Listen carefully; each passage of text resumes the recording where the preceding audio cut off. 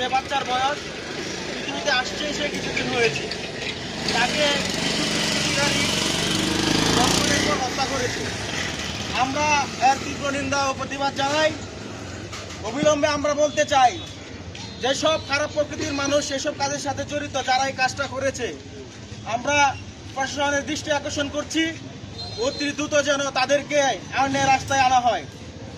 আরেকটি কথা বলতে চাই, আমাদের গতকাল ইউনিয়নে কিছু দুষ্কৃতী প্রকৃতির মানুষ এই মামলাটাকে দামা চাপা দেওয়ার জন্য চেষ্টা করতেছে। আমরা সেই জন্য আমাদের প্রাণপ্রিয় অভিভাবক সৈয়দ ইমরান সালেহ প্রিন্স ভাইয়ের সাথে কথা বলেছি।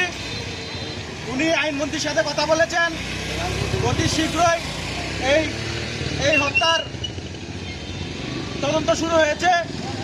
আমরা গতকাল ইউনিয়নবাসী এই নিকৃষ্ট কাজের সুষ্ঠু বিচার চাই, যারা এটার সাথে জড়িত তাদের ফাঁসি চাই।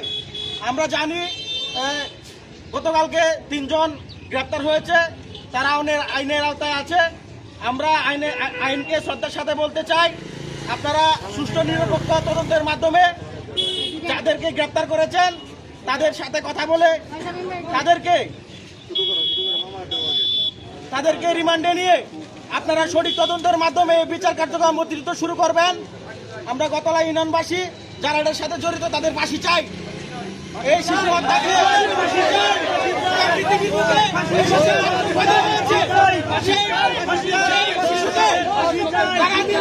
হত্যা করেছে, দর্শন করেছে, এই দর্শনকারী গতলা ইউনিয়নের মাটিতে থাকতে পারবে না। এদের বিচার করা হোক, এদেরকে ফাঁসির আওতায় আনা হোক।